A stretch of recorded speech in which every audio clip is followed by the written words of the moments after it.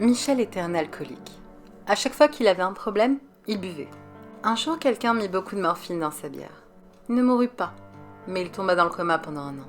Une fois rétabli, il rentra chez lui. La personne qui l'avait plongé dans le coma eut la mauvaise idée d'aller le rencontrer pour s'excuser.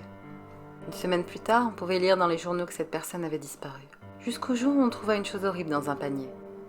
Les yeux, le nez, les oreilles, la peau et les ongles de la personne baignée dans du sang. Il fit de même avec les autres personnes qui le dérangeaient.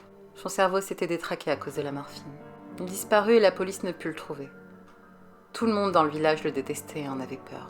Bien des années plus tard, un jour, un vendredi 13, on découvrit sa tombe. La question est, qui l'a enterré ? Aucun avis de décès n'avait été mentionné dans le journal local.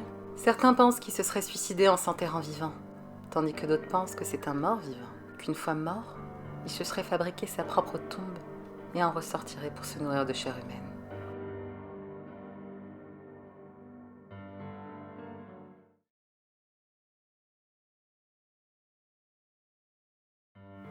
Trois amies âgées de 17 ans décident de partir faire du camping dans la forêt. Elles partent donc et s'arrêtent à l'orée de la forêt non loin de l'autoroute et installent leur campement. Au milieu de la nuit, une des filles a envie de faire ses besoins. Trop effrayée pour aller dans la forêt, elle décida d'aller dans les toilettes situées sur l'autoroute. Elle part donc seule, laissant ses amis. Mais la jeune fille en question ne revient pas. Inquiète, ses amis continuent à l'attendre. Mais 3 longues heures passent. Ses amis se résolurent alors à aller voir aux toilettes, ce qui retenait tellement leur amie. Elles y vont et l'y découvrent, assise sur les toilettes, un pieu lui traversant le ventre.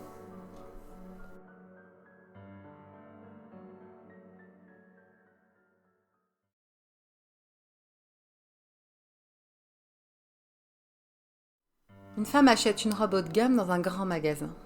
Après l'avoir portée une fois, elle fait une très grosse réaction et passe un cheveu de la mort. Elle la ramène au magasin qui la fait analyser. Verdict ? La robe était imprégnée de formol. Quelqu'un l'aurait déjà achetée pour une personne décédée. Cette dernière l'aurait portée quelques jours dans le cercueil avant de se faire enterrer. Cependant, la famille l'aurait retournée au magasin juste avant l'enterrement pour l'échanger. Car celle-ci n'allait pas avec le teint de la Maccabée.